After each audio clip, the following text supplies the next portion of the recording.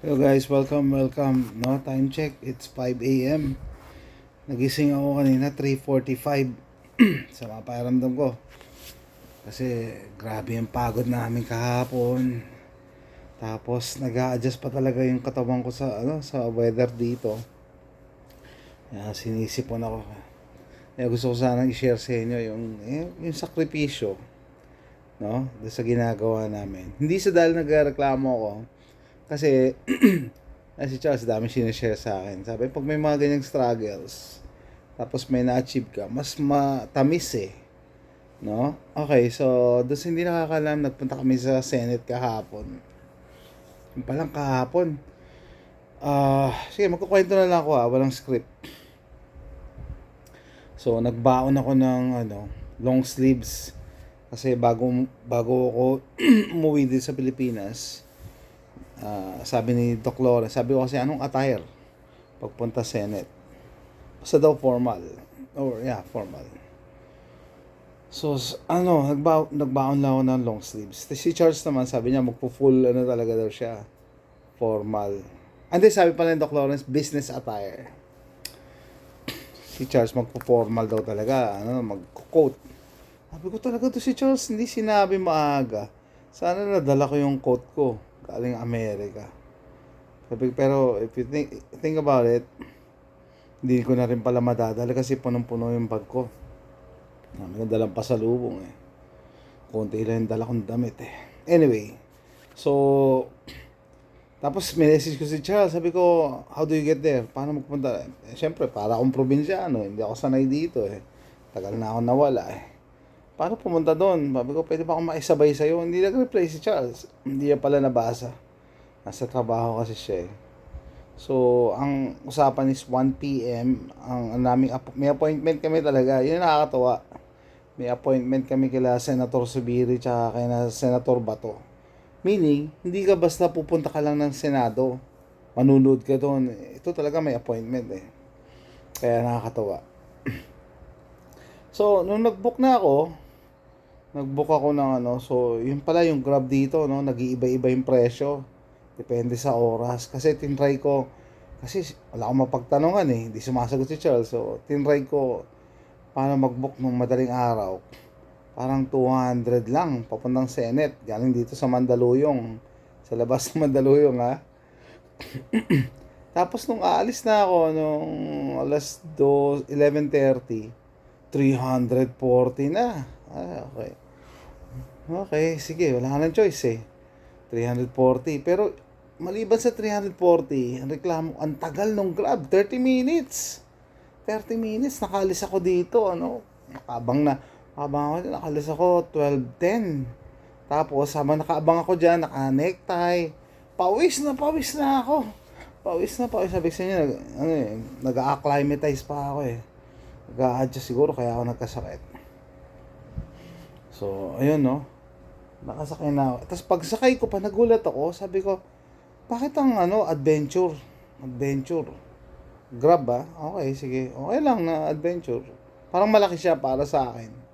Mag-isa lang. Tapos pagsakay ko doon sa Grab, nagulat ako, ang pakit to sa sasakyan. Para siyang lumang taxi. Sabi ko, paano kaya in-approve ng Grab to? Alam ko yung mga ride-hailing app eh. Meron mine-maintain niya na standard na sasakyan eh. Ang dumi pa ng sasakyan ni Manong. May mga bottled water sa loob na wala ng laman. Tapos amoy puro air freshener. Ayaw ko pa naman ng sandamakmak na air freshener, nahihilo ko. Tapos ang dami niyang fan. Siguro mahina na aircon noon. Kaya nagdadrive ako, sige, hindi naman pwede magreklamo. Late na ako eh. I mean, kaya nga ako nag-Grab eh. Gusto ko sana yung personal car ang sasakyan ko, hindi yung taxi. Parang taxi sinakyan ko eh. Tapos eto na, nag-drive na kami dyan sa EDSA, papunta na kami sa Senate. Malayo, traffic. Grabe yung traffic. Buti naman, umabot ako doon, 12:56 yata ako dumating ng Senate. So pagpasok ko ng Senate, tatanungin ka pala ng security, no? Bakit ka nandun? Anong gagawin? Mo? Sabi ko, imimit ba ako ni Doc Lawrence? Sabi, tawagan mo na lang. Hindi ko, Hindi ko rin alam paano gamitin yung telepono dito kasi dito sa Pilipinas pala may area code pa. Pag tinype mo ng diretso, hindi matawagan. Pero buti, naka-online yung, may data yung cellphone ko. Pinahiram sa akin ng ate ko, iPhone. Buti may data. Sa messenger kami, sabi ko kay Doc Lawrence, nandito na ako. Tapos pinick up na ako ni Doc Lawrence, no? Diretso lang sa security. Tapos, nagulat ako, nauna na si Charles eh. Nauna si Charles, sarap ng kain ni Charles, no? Bakit ko sinabing sarap ng kain ni Charles? Kasi pagdating ko, pangalawang rice na siya. Extra rice na siya eh. So may libreng pagkain pala sa Senate. Alam ko pinapakain sila, no? Alam ko, nung nasa Amerika ako, tinatanong ko sila dati, masarap ba yung pagkain niya? Masarap naman. At saka mabait yung mga waiter na nakakatawa naman. Mabait yung yung mga nagsiserve dun sa Senate na, na kitchen, mababait. Oo, very accommodating. So, ayun na. Tapos, makain na kami. Dumating na rin si Paul. First time namin mag-meet ni Paul. So, first time namin mag-meet ni Doc Lawrence. First time namin ni Paul. At saka ni Gans Pinoy. Okay? Tapos, ito si Paul. Binigyan niya ako ng Tacticus bag. Hindi ko pa nga nabubuksan. Sabi ko, unbox ko na lang. Hindi ako nagdala kasi meron din akong pasalubong kay Doc Lawrence. Tapos regalo naman kay Paul kasi nag-birthday nga. Hindi ko dinala kasi sabi ko, naka-long sleeves ako eh, ayoko may dalang bag. Tapos baka ma-stress ako, mamadali ako eh. Tapos magkikita naman kami ngayon, kaya ngayon ko na lang ibibigay. So, ayun no. Pinunta namin si Senator Bato, ganyan. Habang naghihintay ka sa waiting area, merong monitor, nakita mo nagsisession sila. Very busy. Sabi ko nga kay Charles, ngayon ko na na-realize, busy pala talaga yung mga senador. Parang si Robin lang hindi busy. Kasi palakad-lakad. Pero busy pala talaga yung mga senador.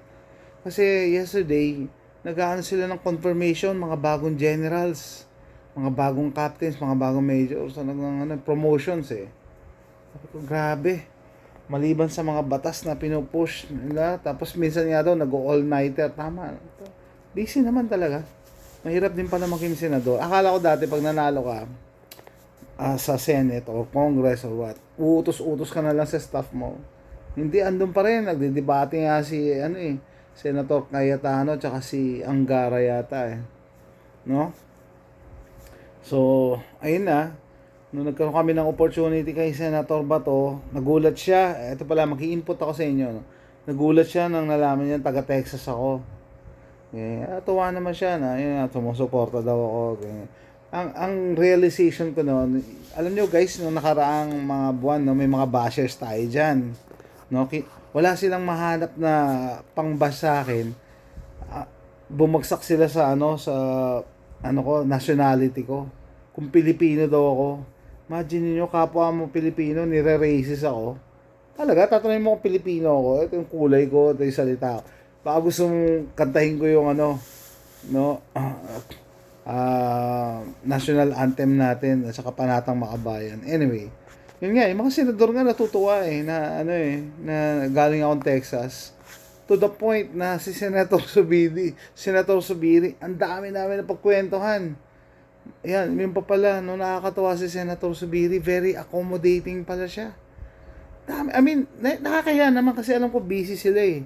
Umupo pa talaga, nagpahanap ng kwarto, umupo kami, magkakaharap, nagkwentuhan kami, nabulungan na ako ahead of time ni Doc Lawrence eh. Sabi niya, ayan, mahilig yan sa hunting, ganyan. Pag-usapan niyo. Nag-usap kami about hunting, nag-share siya. Grabe pala yung adventures niya avid outdoorsman daw talaga siya eh. Talaga yung mga big game hunter talaga ang tawag sa kanya. Kasi yung mga outdad, mga bison, yan ang mga hinahunt niya. Tapos, nagta-travel pa siya sa Africa. Sabi ko, sir, anong ginagamit yung caliber? 300 Win Mag daw. Sabi ko, lakas ng sipa niyan. Pero meron daw siya ngayon pinapabuo yata sa Utah. Nakalimutan ko na yung caliber, bago rin kasi. Anyway, so yun si Si Senator Bato, very appreciative. Nandun ako kahit galing ako Texas, no? Nagpapasalamat din siya sa akin yung support daw. Yung sabi nga namin, support nyo kasi 21-0 tayo eh. 'Di ba? Tapos si Senator Subiri naman talaga grabe. Maliban sa hunting, sa guns, usap kami Second Amendment. Tapos sabi niya, ina-assure niya na ako yung champion nyo sa Senado. Ibig sabihin, pag may pinush tayo na gun laws, talagang niya, nasa likod siya. Talagang susuporta siya. Siya daw yung champion natin eh. Talaga, oo, kasi sabi nga taga Quezon, maalam si Senator Subiri sa barel. Hindi siya yung nagpapanggap lang ha. Guys, yun ang sinabi ko sa kanila. Guys, he knows his guns. Nag-usap kami about guns eh. Hindi siya yung nagpapanggap lang na makipagplastikan lang sa'yo. Hindi. Talaga siya. Eto pa, tinanong niya pa kami kung anong carry namin. Tinanong niya pa isa-isa. Tinanong niya si Crippen, si Guns Pinoy, tinanong niya si Paul. Tapos sabi ko, Palmetto State Armory, Dagger. Sabi ko, alam niya daw yun. Ang malupit niya si Charles eh.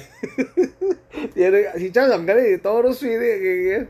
Tapos yung kami na lang ni Charles, hindi ka nagkikerry. Ipokrito. Nagbibiro kami ni Charles eh. Sabi niya sa sarili niya, ipokrito. Ipokrito daw siya eh. Sabi niya, technically, nagkikerry naman siya sa bahay. Okay lang. Oo nga naman. So, yung masaya yung namin. No, yung adventure namin kahapon. Tapos, ano pa ba? Nag-tour pa kami sa no? Meron pala museum ang Senado. Meron sinare yung taga-Senado. Sabi, ito yung Jose Pidal na vote. Na nagbotohan sila kung bubuksan yan o hindi. Tapos nag-rally na sa EDSA. Yun, napatalsik si Joseph Estrada. Pero sa totoo lang, wala naman talaga laman yung vault. Pero nagkaroon ng revolusyon, no? Yan, ganda. Ganda yung tour namin doon sa Senado. May nakita pa ako doon, Colt pala na yung mga nilaregalo kasi sa mga senador natin, doon nila nilalagay, dinidisplay. No? Tapos, ano pa ba? Balik-uli kami sa kantin eh. Nagmerienda na naman kami eh. Salad naman, masarap yung, at saka sandwich. Tuna sandwich, masarap. No? Ano ba yun? Kwentuhan. First time ko rin talaga ma-meet si Guns Pinoy. Tapos first time namin magkwentuhan. Nagkakwentuhan naman kami. Hopefully nag-enjoy siya. No? Tapos, ano pa ba? Ito, nung pauwi na. Pauwi na. Siyempre, naiwan na si Doc Lawrence doon. Papanik na naman ako. Paano ako uwi ng Mandaluyong? Sabi kasi nila, mahirap sumakay doon sa Senate kasi iikot pa yung Grab mo, no? Hindi, meron pa pala akong hindi na-share sa inyo. Si Paul, guys, nung papunta ng Senate siya, nahuli sila. Nahuli yung Grab niya, yung Grab driver ng police. Tapos, tinanong daw siya ng police, saan sila papunta? Sabi ni Paul, may appointment kami kay Senator Bato eh. Sige po, good luck na lang. Hindi sila, nagpasalamat sa kanya yung Grab driver. Sir, salamat. Niligtas niyo ako. No? Big time talaga yung lakad namin. Nung nalaman na may appointment kami kay Senator Bato eh. Hindi na tikitan yung driver ni Paul sa Grab eh. Anyway, nung pauwi na kami, kasi nga mahirap sumakay dun sa Senate, saka hindi ko alam kung ako sasakay pa. Sabi ko, Charles, baka pwede sumabay na lang ako sa'yo. Kasi si Charles, papasok pa siya sa, masteral niya, sa AIM, Asian Institute of Management, no? Kasi sa, Makati eh. Alam ko, Makati tsaka Mandaluyong, magkatabi na eh. Sabi ko, sige. Sabi niya, sige. Sumakay kami sa MOA pa, lakad kami. Kaya sabi ko, yung sakripisyo, guys. Imagine nyo, nakabalat ako, naka-long sleeve si Charles, malupit, naka-coat. Naglalakad kami dyan sa MOA sa kainitan, no? Pawis na pawis si Charles, basang-basa nga yung niya eh. Yung coat niya. Ipapadry clean niya daw yun. Grabe talaga yun. Lagkit. Tapos, ikot-ikot pa kami doon sa MOA. Hanap kami kung saan pwede sumakay ng taxi. Tapos may mga taxi na ayaw. Ayaw pumunta ng Makati, no? Namimili. Di ba bawal yan? Tapos yun, nung nakasakay na kami ng taxi, grabe, imagine niyo papasok ka sa aircon, tapos basang-basa ka ng pawis, talaga pawis ako ng pawis. Tapos parang inuubo-ubo na nga ako dun. Sabi niya, okay ka ba? Siyempre, natutuyuan ka na ng pawis eh. Pero all throughout the ride, nagkukwentuhan kami ni Charles, no? Nag-uusap kami, parang ang layo na narating natin. Oo nga, no? Simula nung dati na, nagbablog lang kami ni Charles, no? Dahil gusto ko lang mag-usap about the guns kasi walang gumagawa, no? Tapos, bigla na lang sinasama namin si Doc Lawrence. May sabi ko, nakakatawa naman dati, pinag-iisipan pa natin, ano ba, invite natin si Doc Lawrence. Parang guest lang dati. Ngayon, part na si Doc Lawrence. Tapos, sabi ni Paul sa amin, dati daw pinapanood niya kami. Ngayon, kasama na rin namin si Paul. Nakakatawa naman. Parang, hindi mo talaga pinlano. It just happened. Nagkatagpo-tagpo talaga.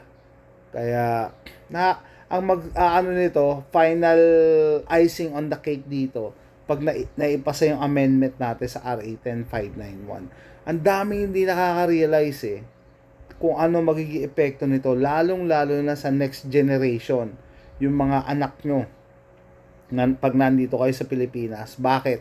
Kasi pag na-amend to, nasa constitution na to, hindi to matitibag basta-basta kahit sinong PNP chip na dumating. Hindi na siya pwedeng basta mag-IRR, mag-memo-memo. Nasa constitution hindi siya pwedeng okay, kukwentuhan kami siya, kung lupit pala ng natin, no? Ng pinaglalaban.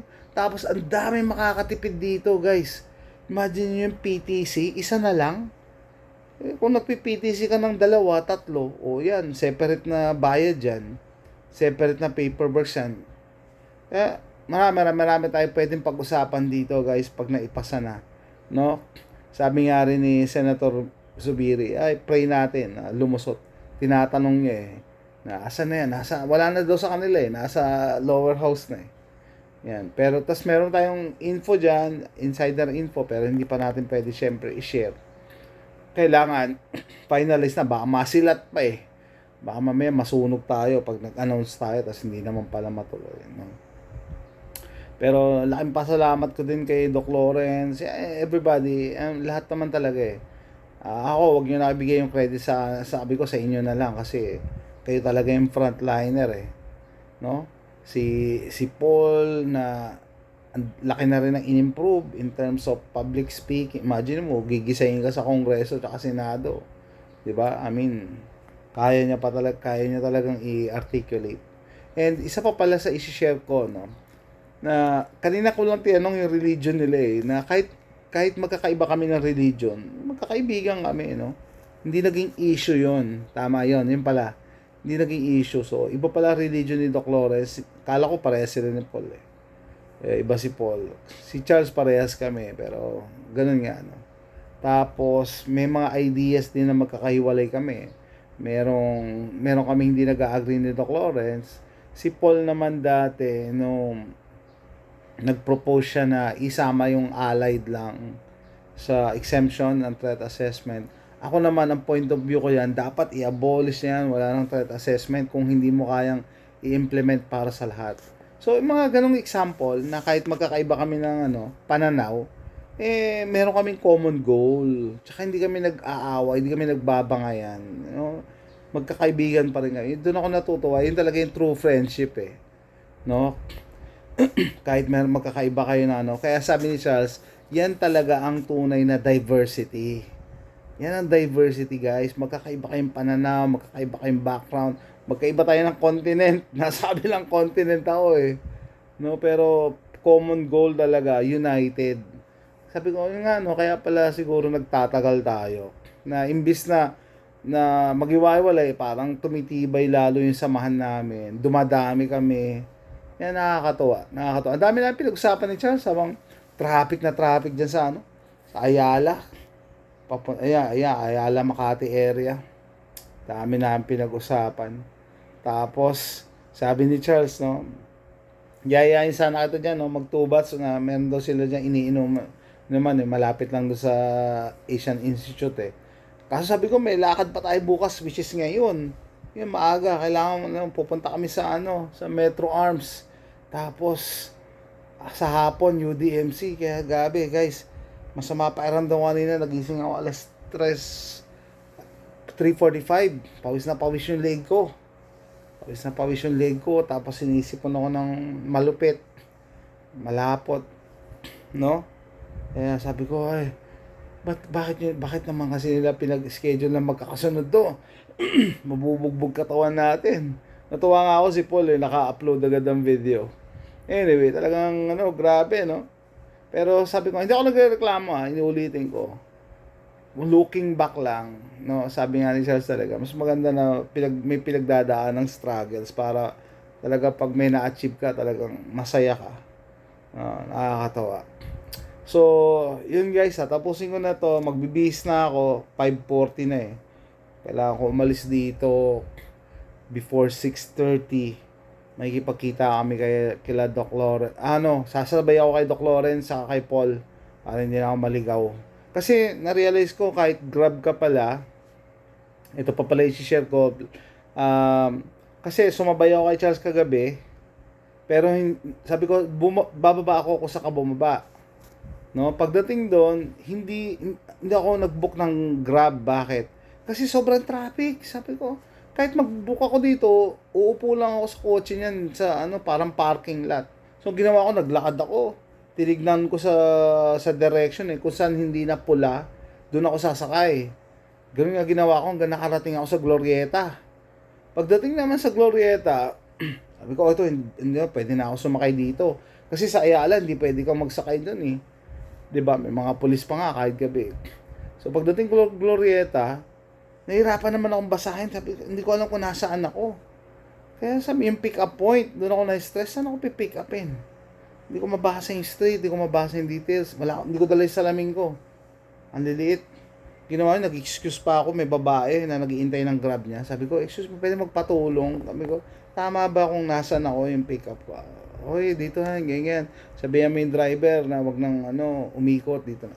Okay, so yun naman kaya nagpatulong ako, may tumulong naman sa akin. Kaya nung umuwi ako dito kagabi, doon ko naramdaman yung pagod, yung init. Naligo ako, tapos yun nga, natulog ako, nagising ako, mag-aalas 4, aga, pawisan ako. Tapos sipon ko, lapot. Siguro nag-allergy ako kasi uminom ako ng pang-allergy Medyo gumaganda na ngayon Kaya nakapag-vlog na ako. Anyway, mahaba na tong video na to, no? So, pray na lang guys na makalusot yung amendment natin and abangan nyo yung mga future uploads ko. Papunta kami sa Metro Arms this morning. And shoutout kay Mr. Botcanlas, yung kaibigan natin dito sa YouTube Sabi niya, i-meet ka kami dun sa Metro Arms. So, that's it guys. Share ko lang, no, yung mga events. Hindi pa tapos ang ating laban, hindi pa rin tapos yung adventures natin. That's it guys, thanks for watching. Bye.